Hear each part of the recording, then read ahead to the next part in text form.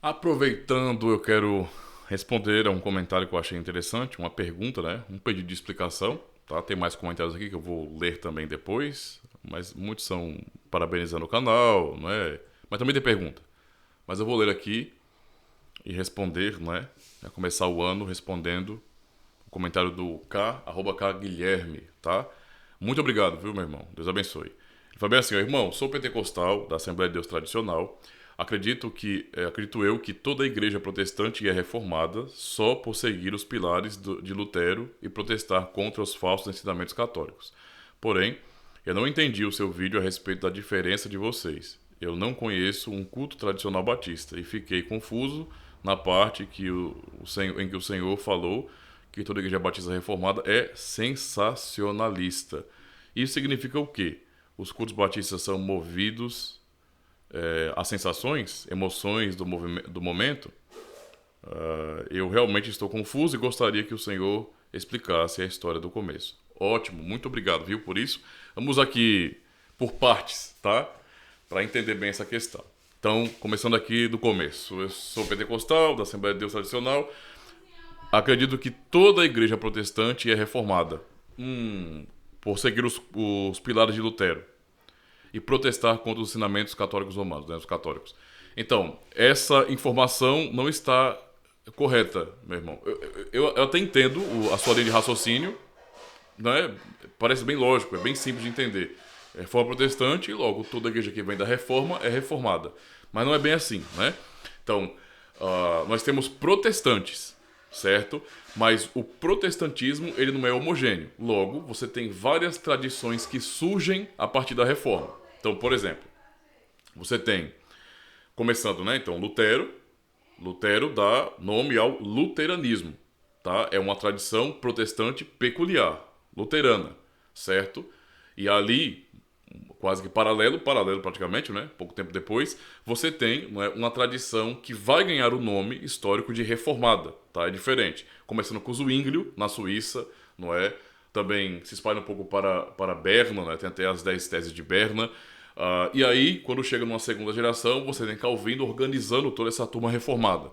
E você tem então uma tradição sólida chamada tradição reformada, entende? Então você tem igrejas na Suíça, igreja em Genebra, não é? Isso se espalha, chega até, por exemplo, o Palatinado, né? Com a igreja reformada também na Alemanha, não é? Também na Holanda, os Países Baixos no caso, e vai se espalhando até chegar, por exemplo, no contexto, né, da ilha, então Inglaterra, Escócia, etc. O ponto é compreender o seguinte, que tem duas tradições paralelas que são distintas em muitos aspectos.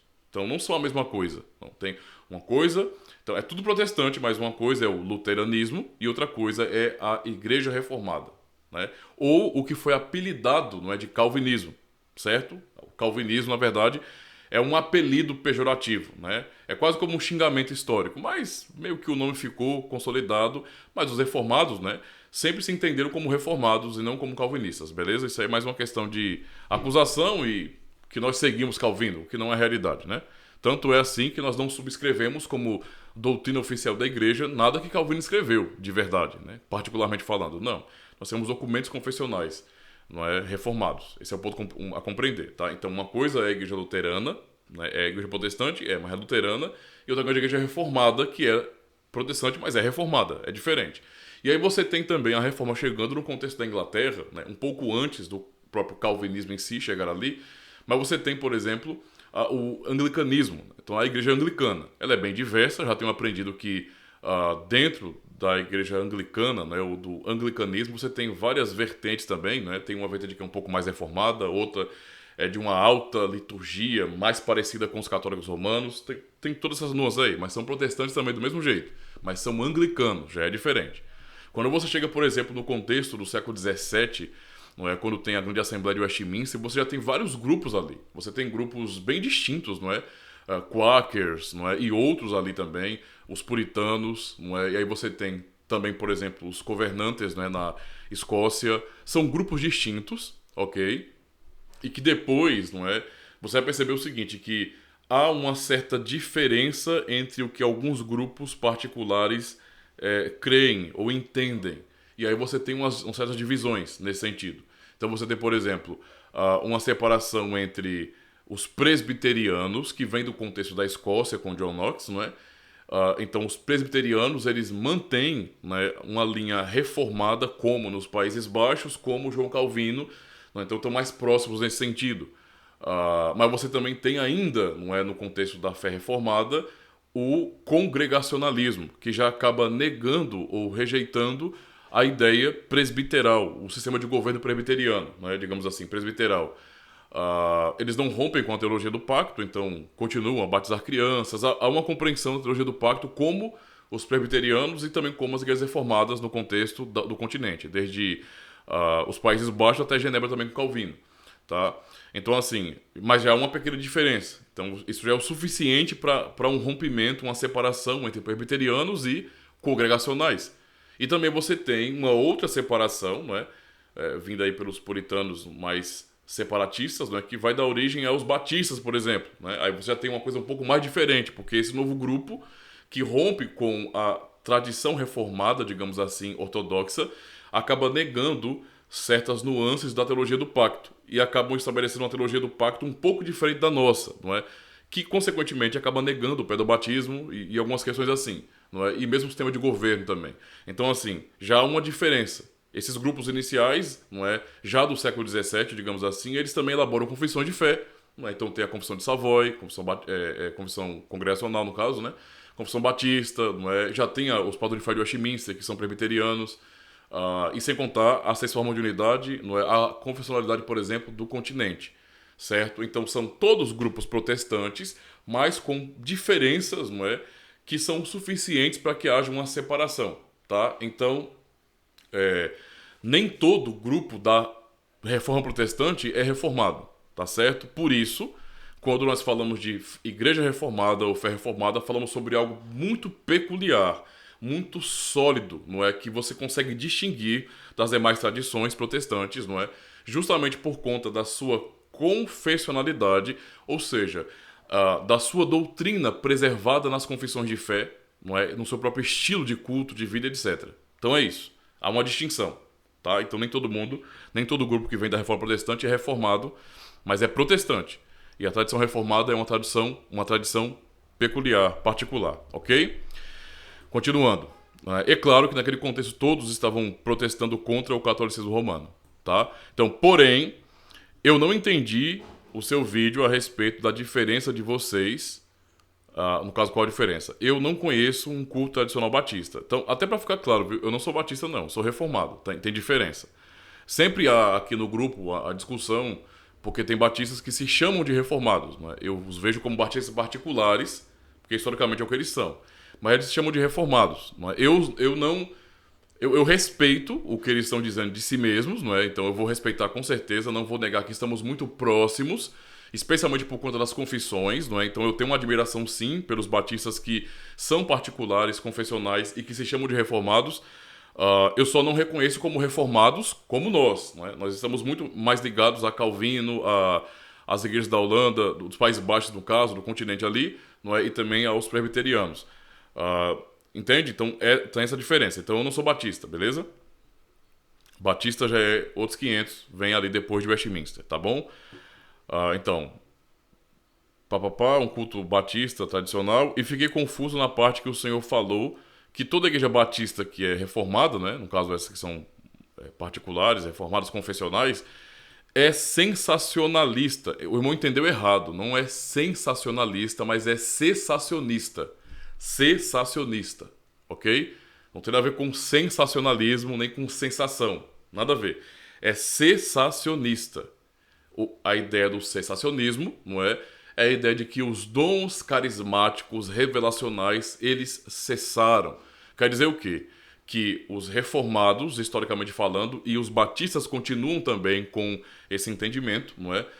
Os batistas que eu digo que são particulares, não é? Que se chamam de reformados, são confessionais, eu digo, eles também acreditam que os dons carismáticos revelacionais, né, diga-se, por exemplo, profecia, línguas estranhas, eu falei em outros idiomas, o dom de línguas, né, e coisas nesse sentido foram cessados, né, isso cessou, isso parou, né, porque foi algo para a igreja no começo, a igreja cristã, lá no começo de Atos dos Apóstolos, né, o começo da organização das igrejas.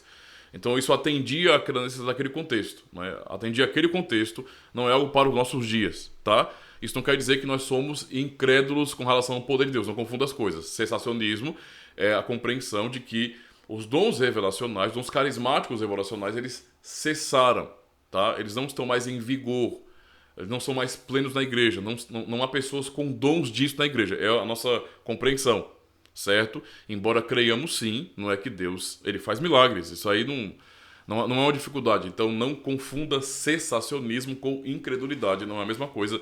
Nós acreditamos no poder de Deus, por isso oramos, né? Nós nem oraríamos por alguém doente, por exemplo, ou para que Deus nos conduzisse e nos guiasse. Mas ele faz tudo isso por meio da sua palavra. Então é isso que quer dizer, tá? Não tem nada a ver com sensacionalismo não, beleza? Então não está ligado a emoções, sensações.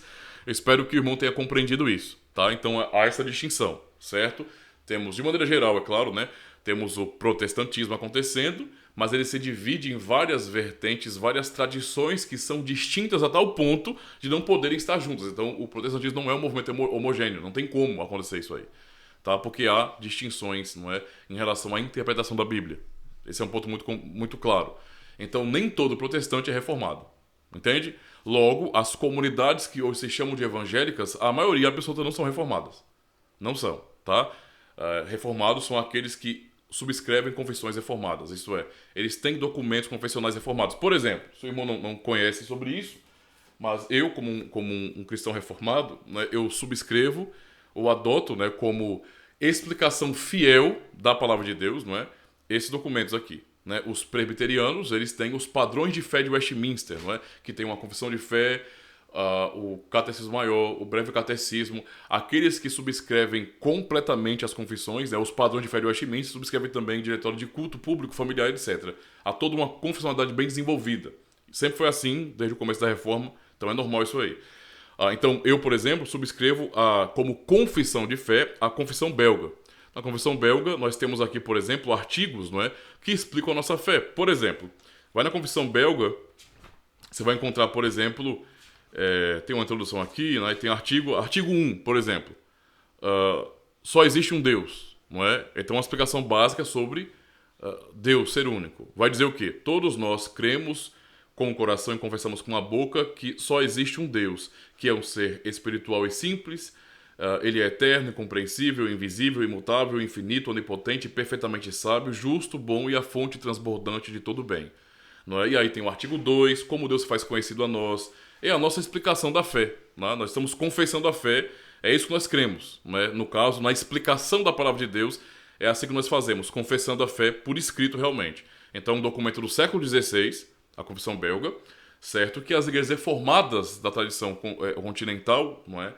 Especialmente dos Países Baixos, adotam, subscrevem como explicação fiel, não é, da palavra de Deus, tá? Também temos, por exemplo, o Catecismo de Heidelberg, não é? Você tem a mesma doutrina, porém a metodologia é diferente, não é? Enquanto a confissão de fé, a confissão belga no caso, é a confissão de uma igreja reformada, não é? O catecismo é a explicação de maneira mais lógica da mesma doutrina, porque a ideia realmente é uma classe de catecúmenos, onde o pastor, no caso, o presbítero, estará ensinando às crianças, aos pais, à congregação, a raciocinar sobre a fé. Então, a ideia do catecismo é justamente, não é, falar a doutrina, explicar a doutrina por meio de perguntas e respostas. Por exemplo, nós temos aqui o Catecismo de Heidelberg, também do século XVI, ok? Dia do Senhor 1. O catecismo aqui de Heidelberg é dividido em 52 domingos, né? Porque ele é usado durante todo o ano, a cada domingo, tá? Então, por exemplo, a pergunta 1 do catecismo diz bem assim: qual é o seu único consolo na vida e na morte? E a resposta: que não pertenço a mim mesmo, mas pertenço de corpo e alma, tanto na vida quanto na morte, ao meu fiel Salvador Jesus Cristo. Ele pagou completamente todos os meus pecados com o seu sangue precioso e me libertou de todo o domínio do diabo. Ele também me guarda de tal maneira que, se é a vontade do meu Pai Celeste, nenhum fio de cabelo pode cair da minha cabeça. Na verdade, todas as coisas cooperam para a minha salvação. Por isso, pelo seu Espírito Santo, ele também me assegura a vida eterna e me faz disposto e pronto de coração para, de agora em diante, viver para ele. E assim temos várias e várias perguntas no catecismo, organizadas em uma ordem lógica para ajudar, não é, o cristão, o jovem, o membro da comunidade a raciocinar, a pensar, a refletir sobre a sã doutrina, tá? E por fim, temos também os cânones de Dort, e nesse documento que foi elaborado lá, não é, no finalzinho do século XVI, né? Na verdade aconteceu o sínodo no finalzinho do século XVI, início do século XVII, e ao término do grande sínodo de Dort, não é, o que temos são os cânones de Dort, onde vamos ter ali uma explicação um pouco mais específica, robusta, da doutrina da salvação, não é, reformada. Como é que nós reformados entendemos, não é, o modo como Deus salva. E tá tudo aqui. É bem mais específico nesse sentido, tá? Então, com esses documentos, então, nós explicamos a nossa fé, tá? Então isso funciona desde o século XVI até hoje. Até hoje subscrevemos tais documentos, beleza? Então a tradição reformada, ou uma igreja reformada, ela é peculiar nesse sentido, não é? E os luteranos, por exemplo, têm a sua própria confessionalidade. Isso é um ponto muito importante, né? Eles também têm seus documentos confessionais. E os anglicanos do mesmo jeito, tá? E os batistas históricos particulares, que se chamam de reformados, do mesmo jeito. E os congregacionais históricos do mesmo jeito. E os presbiterianos do mesmo jeito. E assim por diante. Entendeu? Então eu espero ter sido claro com o irmão. Qualquer dúvida é só perguntar e em algum momento eu respondo também. Beleza? Recomendação pro irmão, tá? Aproveita as playlists do canal. Você vai encontrar aqui no canal playlists. Vai na aba playlists, tá bom? E você vai encontrar, por exemplo, uma playlist de aula na Confissão Belga. Aulas completas na Confissão Belga, de aulas no Catecismo de Heidelberg e também nos cânones de Dort. Sem contar que tem uma playlist da Confissão de Fé da Guanabara. Vale muito a pena você acompanhar essa. E existe uma playlist também chamada Adoração Reformada. Então eu recomendo que o irmão aproveite, tá? Maratona, estuda realmente, faça esse curso de fé reformada aqui no canal. E qualquer dúvida, vá me perguntando, tá bom? Muito obrigado, meu irmão, e até a próxima. Valeu, espero que esse vídeo seja útil para todos os demais irmãos também que estão interessados em aprender um pouco mais. Valeu!